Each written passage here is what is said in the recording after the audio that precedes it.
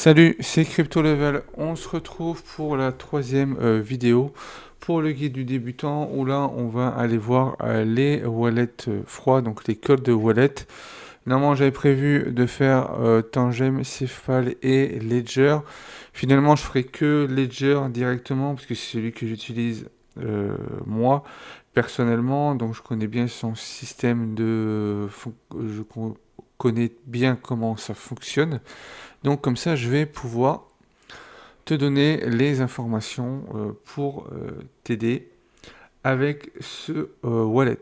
Donc on a vu en premier une vidéo qui était sur quand tu veux acheter la crypto via les échangeurs. Tu peux également avoir de la crypto via MetaMask, Rabi Wallet et Exodus Wallet le wallet Web3. La vidéo qui est sortie aujourd'hui. Au moment où je fais la vidéo, on est le 5 janvier, donc c'est là arrivera le 6. Et là, je vais te faire une vidéo sur Ledger où tu pourras voir comment ça fonctionne, à quoi sert Ledger. Donc, on va passer directement sur mon écran. On se retrouve pour commencer directement sur le site Ledger où tu auras différentes manière de pouvoir utiliser Ledger suivant ce que tu auras besoin. Donc, les Ledger servent à prendre contrôle de tes cryptos directement. Donc, comme ça appartient plus à un échangeur où il y a un risque qui ferme, même si on espère que ça ne ferme pas par rapport aux trois que j'ai présentés, entre Binance, Crypto.com et Kraken. Ensuite, on a sur les MetaMask, mais on a un risque de se faire pirater. Sur Ledger, ça va être plus sécurisé vu qu'il va falloir à chaque fois rentrer un mot de passe pour valider ta transaction. Et à chaque fois que tu voudras valider ta transaction, ils demanderont de vérifier que ce soit la bonne adresse où tu veux l'envoyer, le bon montant, pour être sûr que tu ne te trompes pas. Donc avec une Ledger, tu vas pouvoir prendre le contrôle et tu vas pouvoir accéder à différents produits. Pour commencer, je vais plutôt te conseiller une Ledger Nano classique. C'est celle qui coûte la moins chère. Je crois qu'on la trouve dans les 70 ou 79 euros. Là, elle est à 99. Ça dépend laquelle que tu prends. Tu as la petite qui est à 50 euros et la grande qui est à 99. Je crois que moi, j'ai la plus petite là, mais que j'avais dû payer un petit peu plus cher. Donc tu peux l'utiliser sur ordinateur et sur Android. Tu peux la connecter en USB-C et tu as plus de 15 000 cryptos qui sont disponibles via le Ledger Wallet. Après, tu as celle qui est au-dessus. Après, c'est surtout par rapport à l'espace, vu que tu vas intégrer à l'intérieur un petit fichier pour pouvoir avoir ton adresse et ta blockchain qu'on verra ensemble. Et ça va te permettre du coup de pouvoir l'utiliser. Après, si tu veux passer au niveau supérieur, tu vas pouvoir transformer ça et utiliser, l'associer et signer à l'application Ledger euh, Wallet, qui est disponible sur ordinateur ou sur PC. Tu vas pouvoir déposer, transférer, connecter des applications. Donc si tu fais un petit peu de DeFi ou si tu n'as pas encore commencé à DeFi, donc la DeFi c'est tout ce qui va être décentralisé. Tout ce qui est décentralisé, à titre d'information, c'est tout ce qui ne va pas passer via Binance, Kraken, etc. Tu vas passer en dehors. Tu vas pouvoir diversifier tes actifs pour avoir plus d'actifs et tu pourras voir l'évolution de ton portefeuille. Ici, tu as les différentes produits qu'ils peuvent avoir. Tu as les signeurs classiques de secours et tu as les signeurs, tu préfères quelque chose de tactile, mais voilà, les prix sont plus chers. Pour commencer, pour te faire la main, commence largement avec un Ledger Nano S, ce qui te permettra d'avoir le premier si par rapport à cette vidéo, c'est quelque chose qui va t'intéresser.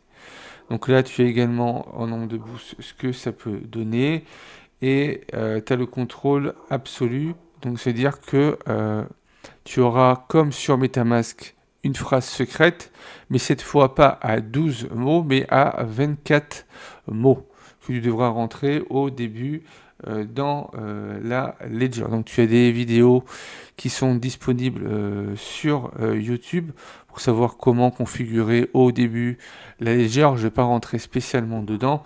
Ce qui va nous intéresser, ça va être de savoir comment faire pour avoir euh, un, euh, un compte, par exemple Bitcoin, BNB, etc. Ça c'est déjà fait, mais je prendrai l'exemple de Algo, parce que je crois que je ne l'ai pas disponible. Ça changera peut-être suivant si je me suis trompé. Donc on va passer directement. Donc en bas, tu as également une petite foire aux questions. Je te laisserai le lien dans la description pour aller directement sur les gens. Tu auras un lien de parrainage si tu souhaites utiliser, en prendre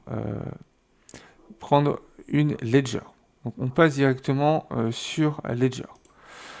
L'application va se présenter de cette manière-là, donc tu vois que c'est assez épuré, assez simple à utiliser. Donc là, tu auras ton solde, ça pourra te permettre de dire est-ce que tu es en positif ou négatif. En ce moment, la crypto a eu plus tendance à chuter, donc je suis plus en négatif avec des cryptos que j'ai depuis un moment. Tu as une partie marché, ça va te permettre de voir est-ce que les cryptos sont en train de monter, est-ce qu'ils sont en train de baisser. À partir d'ici, tu vas pouvoir directement acheter, swapper, gagner, c'est si tu veux faire du stacking, mais on va pas rentrer dedans dans cette vidéo. Tu as la partie compte. Dans la partie compte, ça va être tous les wallets que tu as sur ta clé que tu auras créé. Si il y a un wallet que tu n'as pas, tu vas pouvoir ajouter un compte juste ici. C'est ce qu'on va voir déjà en premier avant d'aller voir les transactions. Donc tu fais ajouter compte. Tu cherches ici ta crypto si elle n'est pas disponible. Donc là, par exemple, Algorand. Donc là, il me dit que l'appareil est verrouillé. Donc tu vois que j'ai bien le Nano S Plus. Donc c'est pas les, voilà, c'est les entrées de gamme, on va dire. Voilà, pour commencer, voilà, c'est quelque chose qui suffit largement. Donc je vais juste rentrer mon code pour pouvoir accéder. Donc c'est un code PIN de 4 chiffres pour que tu puisses déverrouiller ta clé et que tu puisses y accéder. Donc on fait réessayer. Là, il va te demander d'autoriser la connexion. Donc, il te demande si tu veux bien te connecter avec Ledger. Tu mets OK. Il vérifie, il est en train de faire une vérification et il va t'installer en fait l'application qui va te permettre d'avoir ton wallet sur la blockchain Algo. Donc, tu auras différents portefeuilles par blockchain.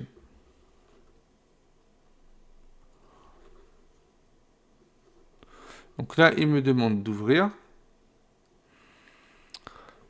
Il nous fait une vérification. Donc là, tu vois qu'il nous a créé ce qu'il y a ici.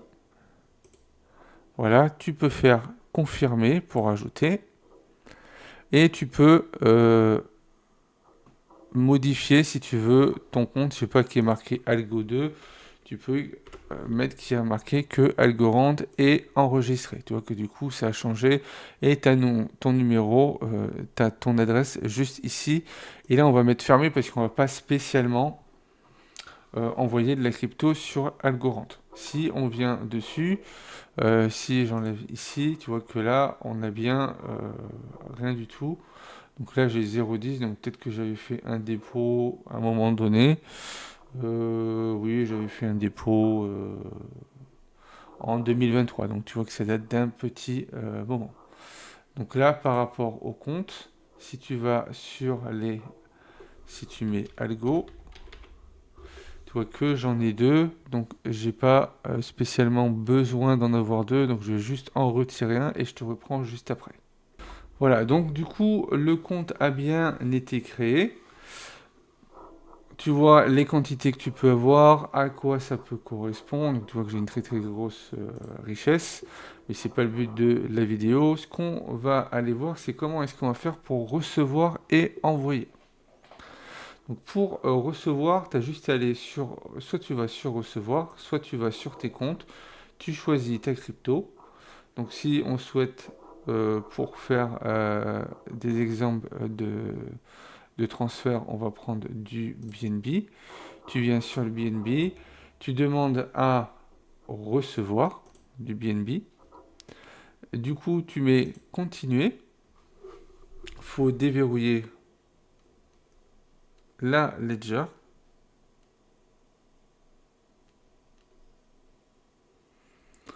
Voilà, elle est bien déverrouillée. Je demande d'ouvrir Ethereum, l'application Ethereum. Là, on a notre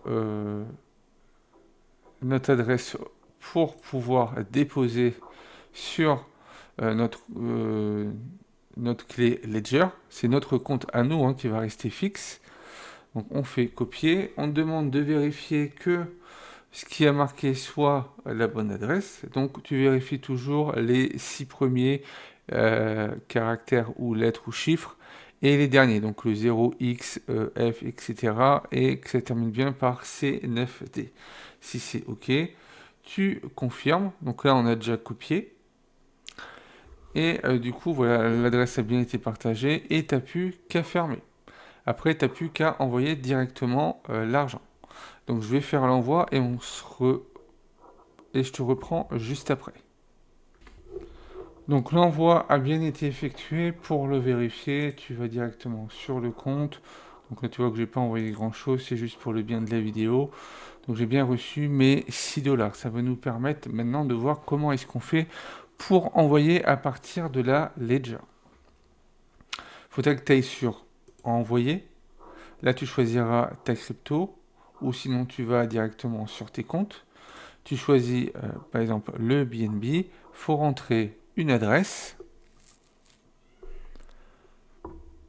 On va prendre l'exemple de Rollercoin pour envoyer les BNB. Le minimum est de 0,005, donc on va passer en termes de minimum. On fait CTRL V.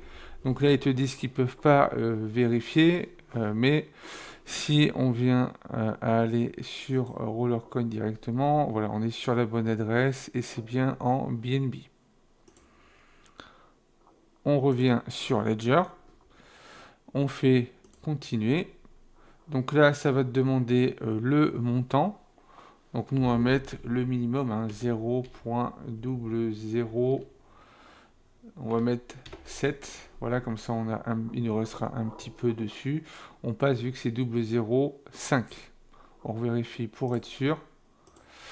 Tu as bien le montant ici, 0,05. Ça te fera 6,37 et tu vois qu'en termes de frais, ça coûte rien du tout.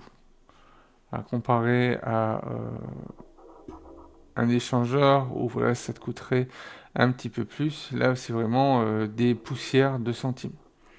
Tu fais continuer. Là, ils te mettent la transaction. Donc, tu veux mettre un montant de ton compte sur le wallet que tu veux envoyer. Le montant est de 0,007 BNB. À l'heure qu'il est par rapport au montant d'un BNB, ça correspond à 6,37 $. Les frais de réseau sont juste en dessous. En dollars, ça correspond à 0 centimes. Et tu vas recevoir 0,07 plus un petit peu plus pour les frais qui sont directement ajoutés à ce que tu vas envoyer pour être sûr que tu auras bien les 0,007. Tu fais continuer. On va te demander de valider sur ta clé.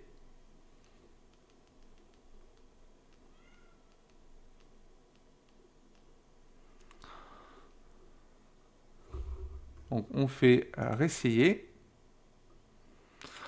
Donc signer la transaction.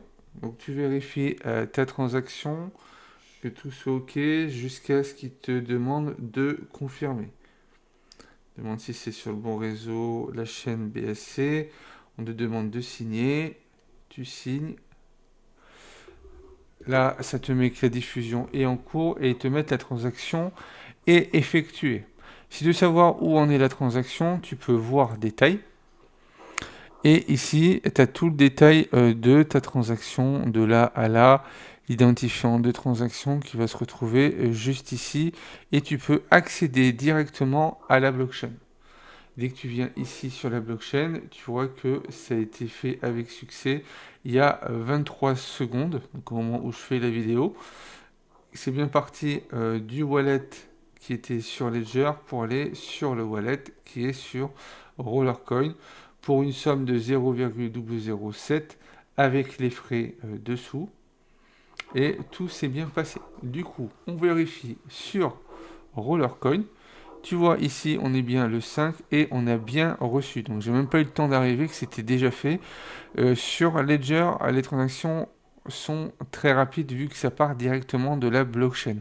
Ce qui fait la différence avec un Binance, par exemple, c'est que Binance va regrouper les transactions pour réduire ses frais de transaction. Ce qui veut dire que s'il envoie plusieurs transactions en même temps, ça va pas lui coûter plus cher que d'en envoyer qu'une. Tandis que tu vois que là, on a payé à peine, même pas un centime. Si on vient à aller sur Binance, tu vois que là, on se retrouve bien sur mon compte Binance avec du BNB. Si tu veux retirer, donc là, tu mets ton adresse, juste ici. Tu choisis le réseau BSC.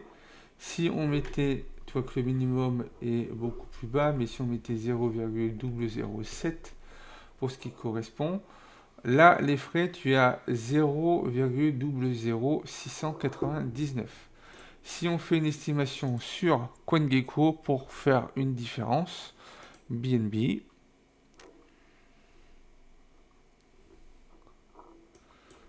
0,00699. Alors, que je te dise pas de bêtises.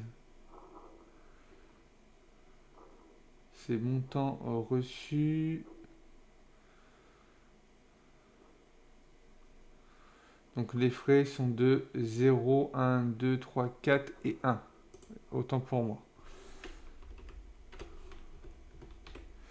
Tu vois que tu es quasiment à 1 centime. Si on retourne sur Ledger, qu'on va voir la transaction, les frais étaient de 1, 2, 3, 4, alors 2, 4, 5 et 1. Et ici, on est à 2, 4 et 1. Donc ça paraît pas beaucoup, mais tu passes de quasiment 1 centime à même pas 1 centime. Donc tu vois que c'est vraiment des poussières. Donc c'est voilà, divisé par 10. Donc c'est quelque chose à prendre en compte. Donc là, on a vu comment on pouvait déposer et retirer à partir de la Ledger, avec les différentes Ledger 2 disponibles. On a aussi la possibilité de pouvoir acheter directement à partir de notre portefeuille. Donc dès qu'on arrive ici, on peut acheter directement. Donc tu vas sur acheter ou vendre. Donc tu peux faire les deux. Soit tu achètes, soit tu vends. Si tu veux vendre, par exemple 90 pôles que tu voudrais vendre en euros. Donc je vais essayer de prendre un truc que j'ai, ça serait peut-être mieux. Je sais que j'ai du Zcash, mais je sais pas s'il est vendable.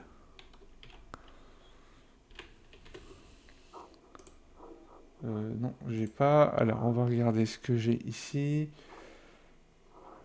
Si je veux vendre du XRP, par exemple, tu as acheter, vendre. Donc, pour vendre, donc si tu le vends, tu vas recevoir en euros. Donc, tu définis tes préférences, tu choisis le prix et après, ils vont te l'envoyer directement.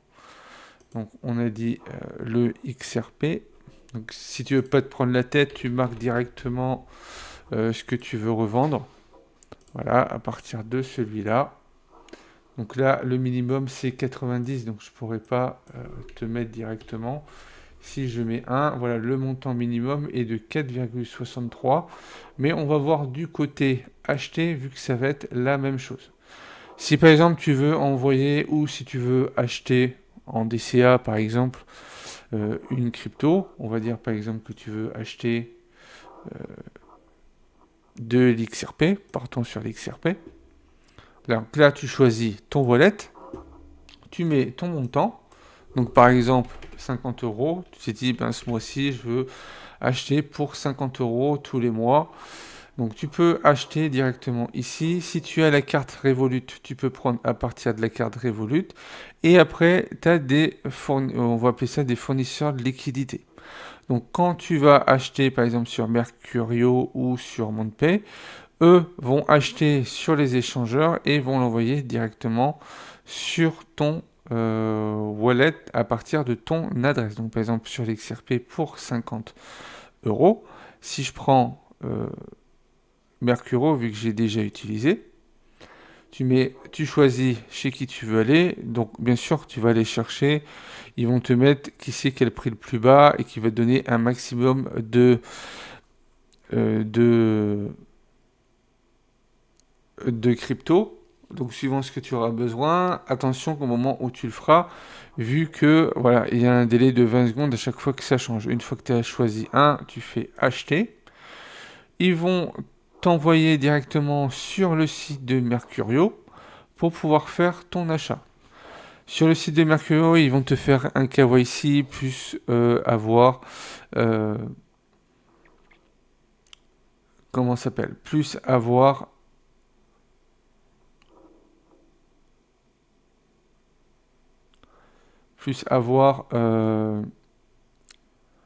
ton identité et par rapport à tes impôts, vu que c'est quelque chose qui est obligatoire. Donc là, tu peux choisir où est-ce que tu veux aller. Toi, tu peux choisir Google Pay, Apple Pay, etc. Si par exemple tu choisis par carte bleue, là tu rentres ta carte bleue, tu fais payer et sous quelques minutes tu recevras sur ton compte. Ici, voilà, ça peut prendre de 1 à, ça dépend de la blockchain, hein, suivant comment ça va, et tu le recevras directement sur ton compte et après tu pourras l'envoyer. Donc voilà par rapport à ce qui est sur Ledger. L'avantage de Ledger, c'est que tu vas pas être obligé de passer par ton échangeur. Tu peux acheter directement via ta Ledger et envoyer directement via ta Ledger. C'est juste que quand tu veux vendre en euros, donc moi je ne l'ai pas encore fait, hein, tout ce qui était vente en euros pour l'instant. Mais quand tu veux vendre, voilà, ils peuvent te le renvoyer directement en euros. Donc là, moi, je peux pas vu que j'ai pas suffisamment suivant la crypto. Voilà, si je mets Casper, je suis même pas sûr que Casper soit pris en charge. HBAR non plus. Voilà, donc c'est pas toutes les cryptos qui sont pris en charge. Ça dépendra des cryptos que tu auras, etc. Mais c'est quelque chose qui peut être fait également. N'hésite pas à aller voir sur YouTube. Tu as très certainement des tutos pour ceux qui veulent vendre directement leur crypto. Donc tu peux acheter et revendre pour que ça soit envoyé directement sur ton compte. Si tu souhaites avoir une clé, je vais te laisser mon lien de parrainage. En utilisant mon lien de parrainage, tu vas pouvoir gagner, dès que tu auras acheté une clé, 20 euros en Bitcoin. Donc tu seras sur l'application ici. Et donc toi, tu vas gagner 20 euros et moi, je vais gagner 20 euros. Ça me permettrait de pouvoir me soutenir. Voilà, si tu n'as pas encore de Ledger. Dernière chose avant qu'on termine, là par rapport au parrainage, dès que tu as acheté, tu vas avoir un bon en crypto. Il faut que tu viennes directement ici pour entrer le numéro de ton bon et tu recevras du coup tes récompenses plus tard. Si tu as des problèmes pour y aller, n'hésite pas à me contacter soit sur Telegram, soit sur Discord et ou via mon email également. et on essaiera de trouver une solution sans aucun souci. Dernière chose, vu que sur la Ledger, on a une phrase secrète qu'il faut absolument garder précieusement, comme je l'ai déjà expliqué sur la vidéo d'avant, en 3 exemplaires, tu as la possibilité de faire graver pour éviter que s'il y a le feu, etc., soit inoxydable, que ça puisse durer dans le temps. Tu as également, je te en parle ici, pour ceux qui ont peur, ou si tu as peur de perdre cette phrase, tu peux payer un abonnement euh, au mois de 10 euros. Comment va fonctionner ce système-là? C'est que tu as 24 mots qui vont être divisés en 3 parties et qui vont être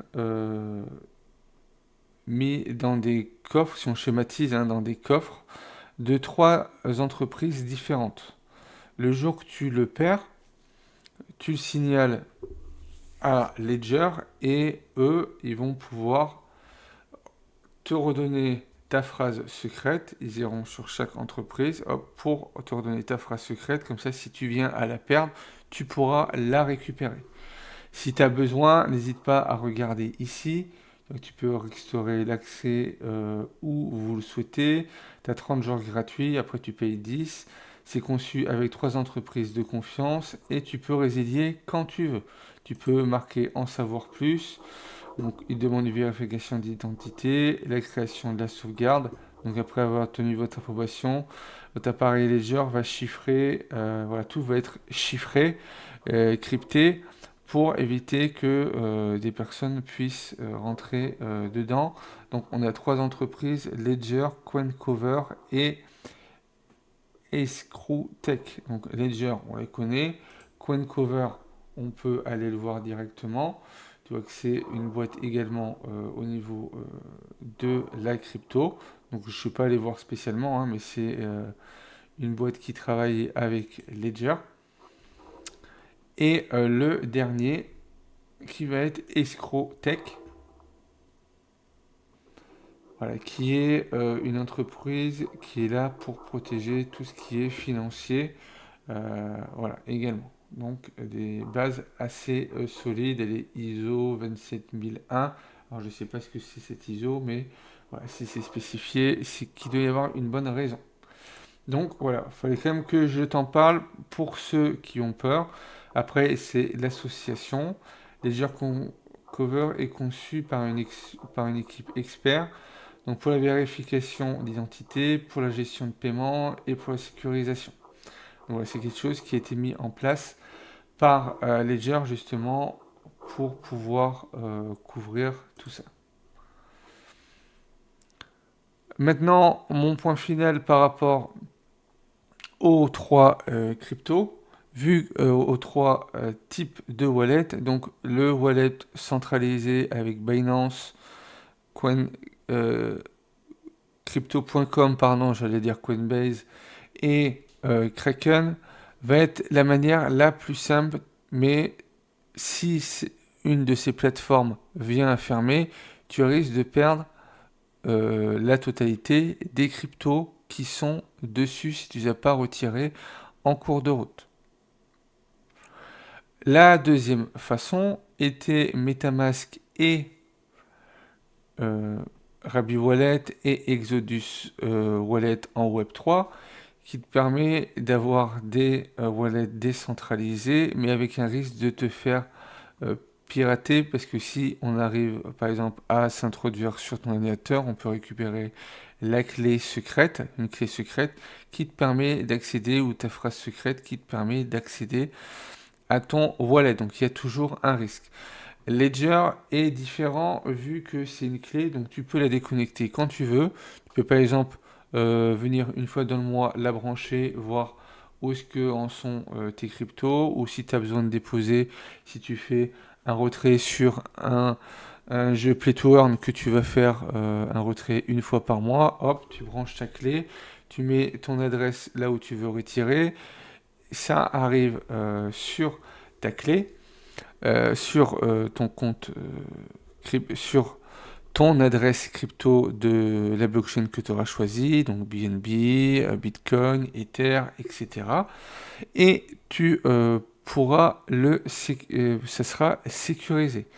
L'avantage également de Ledger, c'est que c'est tes clés, donc c'est tes cryptos. Comparé à MetaMask ou type MetaMask, donc tout ce qui est wallet Web3 ou échangeur, si eux décident d'arrêter, tu ne retrouves plus ta crypto. Là, ta clé, elle vient à se casser, elle ne fonctionne plus, tu commandes une nouvelle clé, par exemple. C'est-à-dire, elle va pas se casser au bout de 3 jours, hein. Moi, ça fait 1 an et demi, voire 2 ans que j'ai la clé, j'ai pas eu de soucis dessus. Mais si tu dois changer de clé ou changer de support, tu remets ta phrase secrète et tu retrouveras tous tes comptes qui étaient connectés à ta phrase secrète avec tes différents comptes et tes différentes cryptos que tu avais déjà sur ta précédente clé. Et tu pourras faire ce que tu veux avec euh, tes cryptos. Tu pourras les envoyer, les recevoir. Tes transactions sont assez rapides. Là, je l'ai fait sur BNB, mais en ce moment sur Ethereum, c'est pareil, ça va aussi vite. Tu as juste le temps de l'envoyer, hop, tu passes sur ton jeu, tu regardes, hop, c'est déjà arrivé, c'est déjà sur ton compte. Donc ça va très très vite. Suivant les blockchains. Si tu envoies par exemple du Bitcoin, bon bah là c'est entre 10 à 20 minutes. Donc voilà, il faut être patient, le temps que ça arrive. Ça dépend des blockchains et de la rapidité qu'ils vont avoir. Donc j'espère que cette vidéo t'aura plu. Donc si tu souhaites avoir une clé Ledger, donc là la dernière c'est la génération 5, hein, où c'est tout tactile directement, voilà, tu as tout un petit détail dessus, mais comme je t'ai dit, tu peux commencer avec une clé à 49 euros qui suffira largement pour pouvoir commencer. Donc c'est un petit budget d'investissement, mais si tu veux être tranquille à ce niveau-là, voilà, moi j'ai préféré avoir une légère pour sécuriser mes cryptos pour pas me faire avoir si un de mes échangeurs venait à devoir s'arrêter ou avoir une loi qui les bloque à un moment donné. Donc j'ai préféré utiliser une Ledger. En plus avec Ledger, ben, tu peux directement acheter via ta Ledger. Ça te coûte pas plus cher et tu as autant de crypto que si tu allais sur Binance. On n'a pas fait de test directement, mais on peut le faire par exemple si tu veux 50 euros en Bitcoin. Donc on va mettre par exemple Bitcoin à partir de mon compte à 50 euros, il va chercher. Donc là, par exemple, Mercurio donne 3,061. Si je vais sur Binance, que je décide d'acheter, donc là, on va mettre du Bitcoin, donc 50 euros.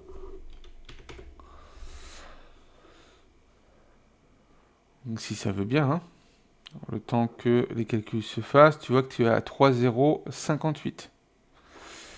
Et sur Ledger, tu es à 3,061. Donc ce qui n'est pas beaucoup.